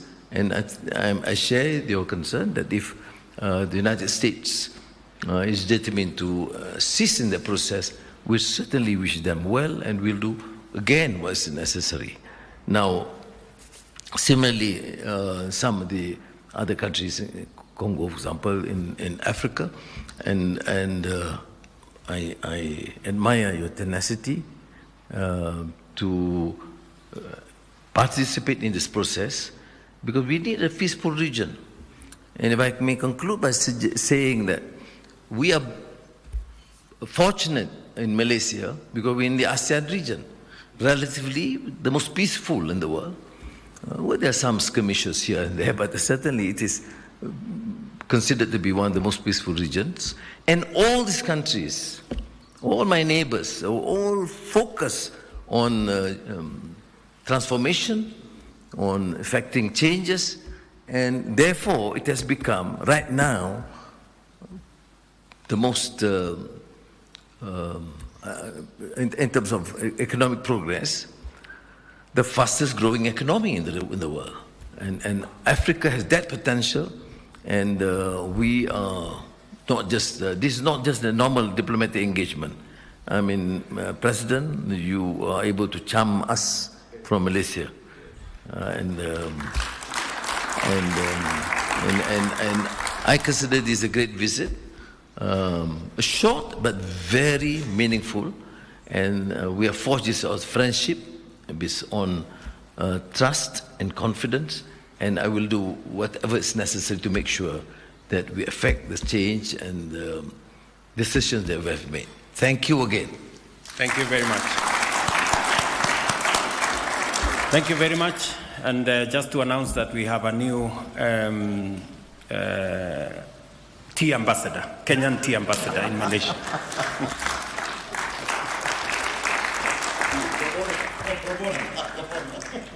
Your Excellency, the Honorable Prime Minister, that brings us to the end of this session. I'll request that we all rise as we allow His Excellency, together with the Honorable Prime Minister, to take leave.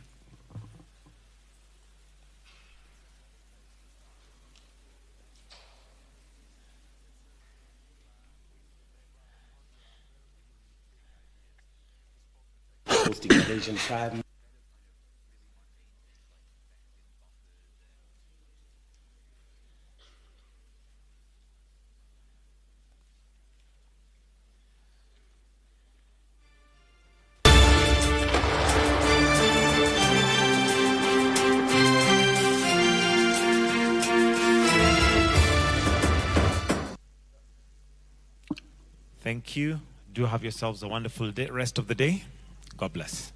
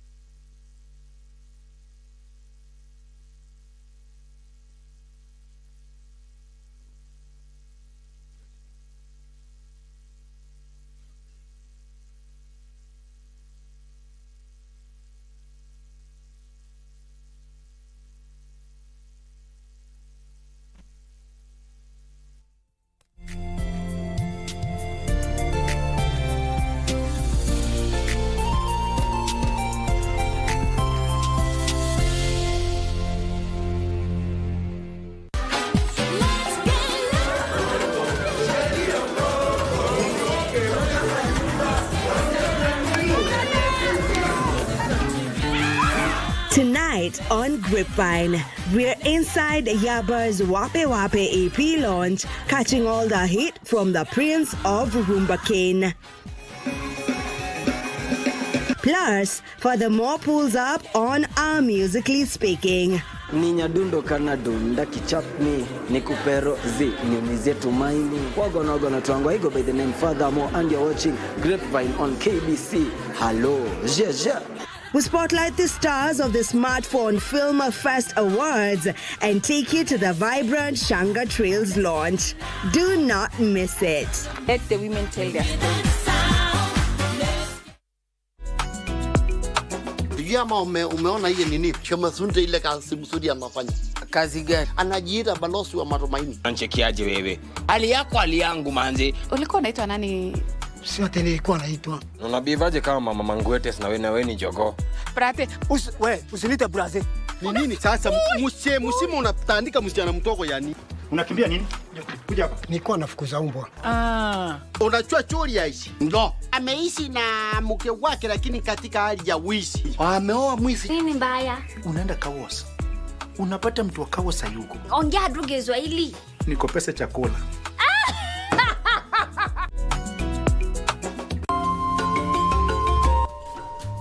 Do you speak English? Huh? Where does it hurt? Ninaumwa kichwa, ninaumwa shingo, ninaumwa na bega, naumwa sana daktari, naumwa nisaidie, naumwa. Who are you? I'm a doctor, but you need to remember who you are too.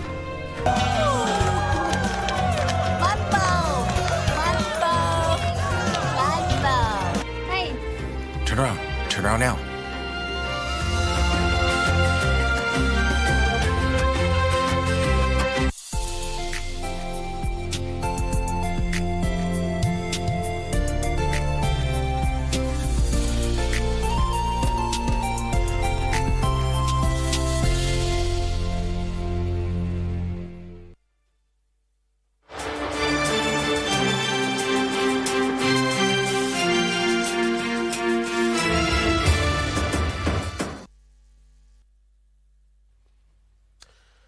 Welcome back to the sports check. That was President William Ruto at State House hosting Malaysian Prime Minister Anwar Ibrahim. The two were signing bilateral agreements in several fields of cooperation, including air cooperation, tourism cooperation, as well as education and research. Detailed report from the function will be coming in our subsequent news bulletins later on today. Of course, back to our interview. Just before we went to the State House, we were speaking with Mwalimu Kikechi Kombo, former Kenya Rugby Union board member and also a Comras rugby coach. Karibu tena Mwalimu. Thank you. Yes, indeed, and also a tutor, right, at Togoto. Yeah. Yes. We were just like getting into the gist of it, where the breakdown of the structure that was introduced by the IRB towards the end of the 2025 season, which will be now applicable next season, 2026. Sure. The way we've said, the HSP series, they had a new format, and initially we used to have 10 teams, but now they were brought down to 12 teams, where now we had Division 1, Division 2, and Division 3. Division 1, now that's the core teams, and it has 8 teams, and they'll normally play in the six series, where we'll be having, they're starting this weekend, that's in Dubai, then they'll Cape Town, then we'll go to Australia Perth, then Singapore, then they cross over to Vancouver, and then there's a new now series, I think because of the World Cup in 2026, so they have shifted now to New York. So New York will host the last leg of the core team. Yes. So from there, sorry? Yes. Yeah. For Shujas, now what will be Shujas' chances here? We know that they'll be only taking part in 3 legs, you know? 3 legs, yes. yeah. So they are yet to decide, and I think Kenya Rugby Union was requesting for one of the legs to host. But remember, we have the Munich, Germany is part of there, and they hosted the Challenger Series. Also Uruguay, they hosted the Challenge Series. Yes. So they'll be competing. They will also have United States, which will play a very big role in terms of determining, because will they be willing to travel to Kenya? You know, they are called the big shots there. So we expect probably, if it goes through, then Nairobi will host one of the legs. But if it doesn't hold, probably it might host the Lioness, because Lioness also in the second series. Yes, in the second tier. Yeah. Yes, so but the team got relegated. Actually, Kenya has been doing well, especially Shujaa. We were at, I think, top 5 for quite many years. Yes. But we have the countries like Spain, Argentina, who are now in the core team, and it's disappointing that Shujaa is no longer playing among the core team. So that's why we are having all these problems. So, but if it fails, we'll have we have the last 3 legs. The one you mentioned about the what you call the annual series. So the annual final series, this one now will be playing series. So that's why we have one in Hong Kong, then in Spain, and then the last one will be in France. So under this one, we have the 8 core teams. Then we have the 4 teams will be promoted from the second tier. Second tier, yes. Yeah, second tier. So second tier now, 4 teams will have 12 teams. So the 12 teams now will play in those 3 legs. Yes. So the last 4 will be relegated again now to the second series. Yeah, the chances for Shujaa definitely, owing to the preparations, not knowing that the task that's ahead, it won't be easy for them, but the goal is to go up. Yeah, they need to work so hard to qualify for, especially first of all, among the top 4, so that they can be moved to the core teams to play the last series of the 12 teams. That's in Hong Kong, in Spain, and also in France.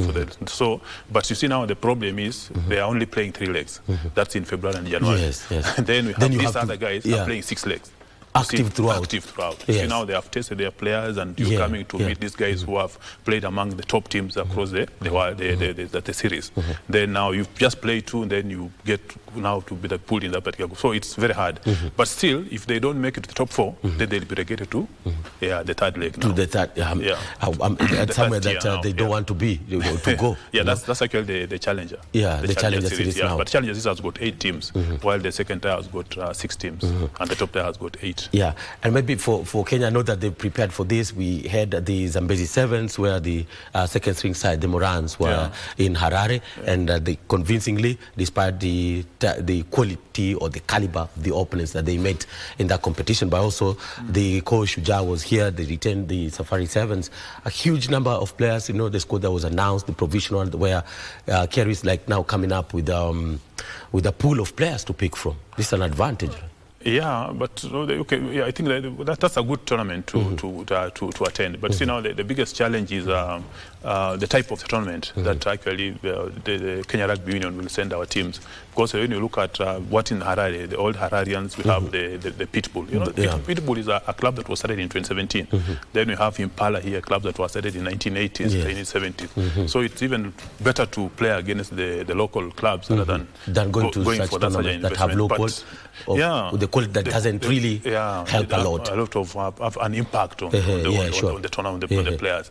But I think the best thing what they could have done, they could have sent under 20 team, under 27s team for such a particular tournament, because they had just played here under the Safari 7, where Safari 7s and though they are not attracting good teams. You know, initially Fiji used to be Samoa, big teams, USA. They used to come and play in the 7. So they need to attract such a team so that they can have a good exposure for our players. This goes with the money, maybe? The package that the winners? Yeah, but the profile of the tournament. How can it get back there? Yeah, they can, so long as they, you know, the only issue is about the sponsor. How do you market your tournament? If they market their tournament well, then they'll find themselves having good teams that being invited to come and play, accepting to pay. Because once you get their flight, you get their accommodation, teams will always come to play. And it will be challenging for Kenya. You know, it won't be easy because now looking at how they fared last season, you know, on their return to the core teams and a number of adjustments, maybe notably it could be the capacity of the coaches, right? And the modalities of training and how to really beat the best in the world in the series. Oh yeah. You know, now there's a lot of research going on about the development of the game. But if you remain on the old tactics, definitely you can't. You see now, like when last time when we played in Dubai, we went to the finals. But after Dubai, well, what happens now? Because now our team had gone and started how the Kenyans are playing. I was watching yesterday South Africa playing against the island, and you see the way the South African coach and they have assistant coaches from Ireland and also from New Zealand. The way they are attacking, you see now there's not normal passing, but they have the aerial attack. So if you study this particular game, you just know this player gets a ball, he just runs, he doesn't pass the ball. So once they go and block that particular attack of this particular player, so you're out and you can't be able to play. But now it needs a lot of research, and so we have other nations. They are bringing in at least 2 or 3 coaches to assist these foreign coaches who have come with the new ideas. But when you look at the way Kenya is playing, it's a bit tough because once it's just thank the World Rugby before introducing Division 2. Otherwise, Kenya was relegated. It could have been playing the Challenger Series, but it's just fortunate that the Division 2 was introduced, and now they'll be in Division 2. Because once we lost to USA, we lost Samoa. I think we're already now in the Challenger Series. So it'll be a bit tough for the players, but they need to go and look at themselves. Let them have attend the good tournaments that have got world-class players. I think that will be able to assist our players, and they'll be able to gauge ourselves. But when we play against a club that was formed in 2017, then we score 50 goals, 50 tries, 50 points. I think we are not doing well for ourselves. Because when I was looking at Zim in 2019, they sent under 20 team, and they lost to Kenya 48-0. Right now, those guys who came here to Nakuru and lost 48-0, now they have qualified for the World Cup. So that's development. I mean that for us it's been we were chasing scores. We were chasing scores. So we are doing little on the side of development. What was in the blueprint that maybe while you served as a board member that maybe could be useful or helpful if implemented? Well, I said we should all the Kenya Cup clubs should have under 20. We should do away with what we were calling the ESS tournament. The nationwide. When you go to these particular clubs like Bulls in South Africa, all those particular clubs, Western Province, you go to Durban, the Sharks, they have a very strong under 10, and they have a league for under 20. So they also have a league for under 18. They have a league for under 15, under 14, and this particular under 14 plays. Like last week, we had South Africa under 19 that were playing against France and Ireland, and that particular team. So you can be able to look at that particular development. I saw the South African national team. They had under 21 player, a prop, who's already the national team. So these guys are already focused on 2034. But Kenya, where are we now in terms of organizing ourselves, preparing ourselves for 2030? We have lost 2027, but what preparation is there for 2031?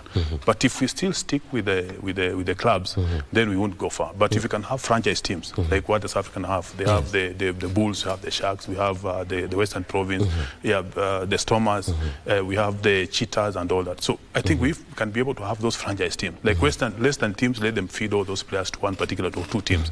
The Rift Valley team, let them feed those players to one particular team. And let Kenya Rugby now be able to run those particular franchise teams. I think we'll be far. We'll be playing other than just relying on one or two clubs. It won't be able to work out well for us. That's why we are finding it so hard to qualify for the World Cup. We were closer to Namibia. To be among the best, but so we were, for the last two World Cup qualifying, we went to the finals. But this round we lost at the semis. So Zim, where has Zim come from? Our Zim is at the World Cup. So that means our development structure is not right. Yes, and of course, definitely that means that a lot has to be done in terms of the implementation or involvement of sports science into our training modalities, as well as getting the best, capacity building. We just have to get maybe the best coaches who have the access to the latest technology and help the team out, figure it out. Matter of depending wholly on raw talent. I think it's getting limited as days or years go by, and the game also keeps on advancing. We need to have the right infrastructure in place, the right the good field for the national team. I don't know if Talanda we are going to have a nice field, or still the same rugby pitch will be used for the football. But then we should be investing in the right equipment, because now when you look at the training now, there's a lot of equipment that have the machines that are tracking the players. You can be able to track this particular player, the distance is covered, the passes he has made, and all that. Then we also try to involve the game. Like now about last weekend, where I was talking about South Africa, attacking not only on the passes, but using technology of some sort. So probably so even probably now the sevens, we are going to have a different system of attacking and defense for this particular coming series. Because we've seen already what's happening with the rugby 15, where the forwards and the forwards and the backs, all involved in the game in the same way. They are attacking, all of them are attacking, they are defending all of them. Like initially, when you're looking at South Africa, it's the backs who are used to score, but now we see now the forwards are scoring because they're also running just like the backs. Yes, indeed, a lot to be done, and a lot of learning from Kenya, as well as a lot to copy from those who are doing it the best way. Thank you so much, Mwalimu, for making your time. We'll have more time to speak about rugby. The Kenya Cup just began last weekend. I know that in the next 2 weeks it will be so heated. Before the break, the Christmas break, we'll be knowing who is the surprise package, as well as if the defending champions sleeping on the job, or really they have continue from where they left it at last season. But that's how we end it from the Sports Check this lovely Monday. Thank you so much for being part and parcel of the conversation from 10, and also for making your time. Remember that if you missed this particular conversation, you can rewatch it on our YouTube page. With that, it is from thank you so much on behalf of the Sports Check team. Let's do this again next Monday. See you again, and thank you so much for your company.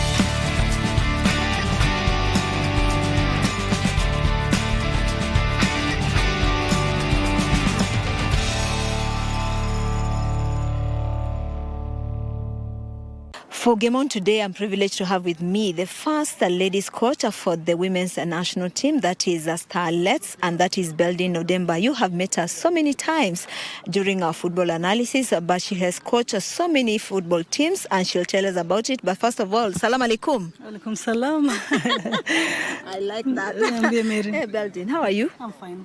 I'm happy to see you with the national team, Starlets. It's a privilege. Just briefly, just tell me about your journey in football. I started playing football way back when I was 12 years old. I played football and I started coaching, but just basic coaching. You play for the under 15 team, you coach an under 13 team, you play for an under 16 team, you coach an under 14 team. So it was just basic coaching with no coaching knowledge, but it stirred passion. After a few years, I stopped coaching. I went to management, football management, and then I did some journalism, that is print media. And then I came back to the pitch to coach the junior teams. So I coached the boys junior teams, and then I got one girls team in Kariobangi. And then from that, I got a job in coaching. So I moved from Mta to now coaching an academy, that is Kariobangi Sharks. Then after Kariobangi Sharks, I went to FC Leopards Youth, coaching still Highway Secondary School. That is what a lot of people know me from, where a lot of people know me from. So it has been just a journey of pushing myself each and every day, getting classes here and there. We thank FKF that nowadays there are a lot of classes, coaching course classes. So it has been a good journey for us. They've made it a little bit easy for me until I've been in the national teams benches, but never as a head coach. Once as an assistant coach, most of the time as the team manager. I've done a lot of administration work, and then now I moved totally to the technical side. So my first assignment was the Kenya National Under 18, which we were supposed to play Sekafa, but we were not able to due to a lot of logistics and the school games, timings. It was a lot. And then after that, I got the privilege to come to the senior team. Not an easy task, not a hard task. It's just I'm looking for an easy word, like a transition. So slowly moving from this category to this other category. And so far, I thank God it has been a good journey for me. When you look at your playing career, you look at yourself when you were playing and now as a coach, how does it compare? Good thing is that if you're a coach who ever played, you already have the basics. You already understand the basics. That doesn't mean that you cannot be a coach if you never played. You can be. If you understand football, you can. But at least you get some basics, and sometimes you get the feel. So you want to push your players, but you've been there. You know how much you can push them. You know when it is too much, and you have that balance. So. And now, if for those who don't know Beldin, she was with Highway, and that is, I think, that is when everybody got to know about her, and they achieved quite a lot locally and in East Africa. But you're supposed to go to Morocco. What happened? Yes, we were supposed to go to Morocco, but I don't know where to place it. The thing is, we did not get funds. We do not know who was supposed to give us funds. We were leaning on the Kenya Secondary School Games Association to do a budget for us with the ministry or on behalf of the school, but they did not. So we had to source funds on our own. We tried through the governor, and he had promised that he was going to deliver, but then some things just happened and it was not possible for us. So it was due to financial constraints that we didn't make it. But you have achieved a lot with Highway. Just briefly tell us about that. Okay, Highway is my project. Sometimes I see people saying that ana coach Highway, ana coach wapi. Highway is my project. It's like a baby that we've given birth to. But it didn't start in Highway. It started in Kangema High School. So I have these players who are playing in junior categories. They go to school until class 8, and then after class 8 they do not have parents are not financially able to take them to the next level. So I started a project of looking for schools for those boys, making sure that they go to school, and I went to a number of schools, but then Highway gave it to me as a project. So they allowed me to bring players, a good number of players every year. Right now I have more than 30 players at the Highway Secondary School who are given scholarship. They're not paying anything at the school, and they're playing soccer for the school, and at the same time they're doing well in school. So I get the best of the talent, the best that I believe, and then in return I coach them. So I don't work for Highway. I'm not paid in Highway, but it's my own project. Yes. And you have won so many trophies, of course. Yes, with Highway, yes, I have won a number of trophies. We've played a number of tournaments. We were once Nairobi region champions, East Africa finalists. We were hoping to go to Morocco and make it to the finals. And we're still working towards it. It's not over. The dream is not over. You have a big assignment coming up. Just tell us about Kenya Police Women Football Club and how you want to transform them. Coaching a women's team, a KWPL side, is a good thing for me. I'm getting experience daily. I am learning daily. I am getting difficulties daily and trying to solve. It is a coach's job to see and meet a lot of difficulties in technical, tactical, and work on them. It is something that is giving me an edge and making me better. For example, national assignments are only during FIFA calendars. That might be 2 weeks or less than 2 weeks, 3 or 4 times in a year. I need somewhere to sharpen myself. I need somewhere to keep on building experience, and Kenya Police is giving me that. Finally, in Starlets, how do you see the women's team going? We have WAFCON coming up and a lot ahead. Where do you see them going under your tutelage? Our first hurdle is our match against Cameroon. That is the reality that we have right now. If we go past this hurdle, we'll go past all other hurdles. So I'm starting with this one.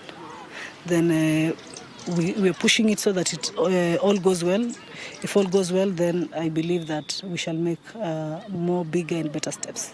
How is the blend so far? The blend so far is good. Dogo is an outgoing player. He's one of the players who will just come in and blend with your team any day. The blend with the international and the local players so far so good. Expectations? Your expectations in the 2 legs? Is to make Kenyans happy.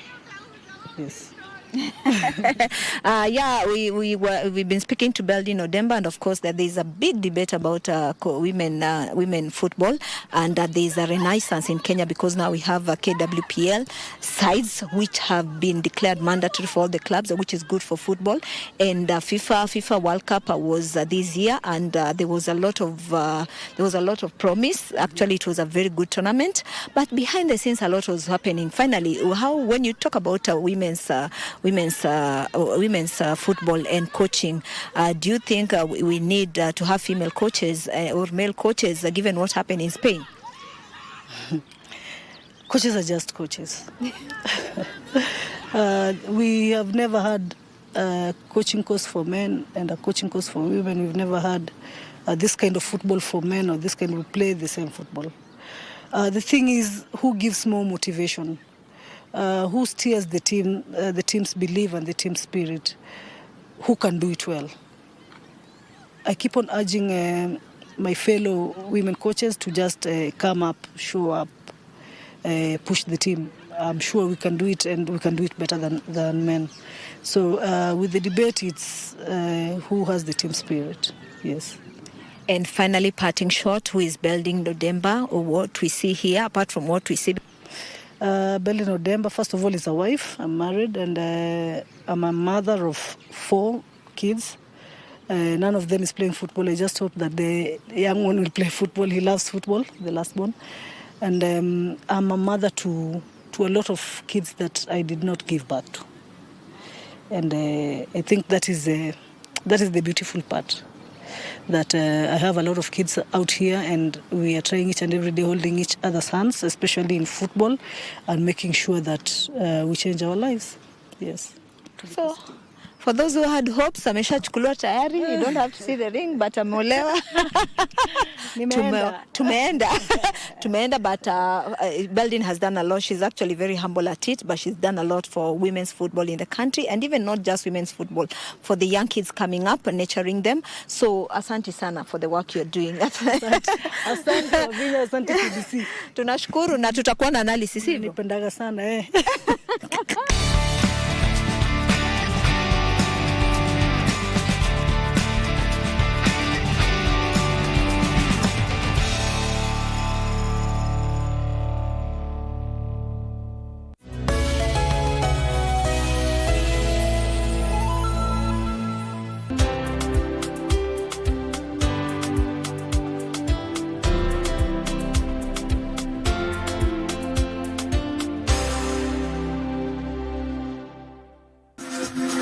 Got the fear of missing out?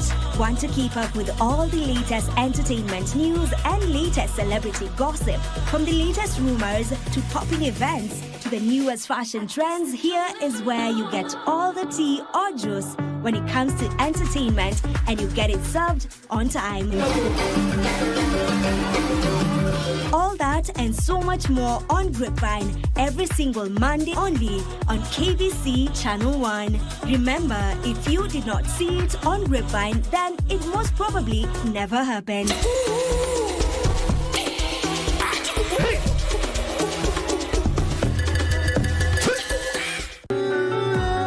Let me explain. I don't need to hear your explanations. You and my sister are both disgusting. Hey, Lucia, please don't go. Do not Listen touch to me me. with your filthy hands. Lucia, wait. Can't you understand that she doesn't want to talk to you? I don't have any reason to claim a child that isn't even mine. Why didn't you tell me that you're friends with Ricardo Marquez? What? But he wasn't my friend. Why did you do this to me?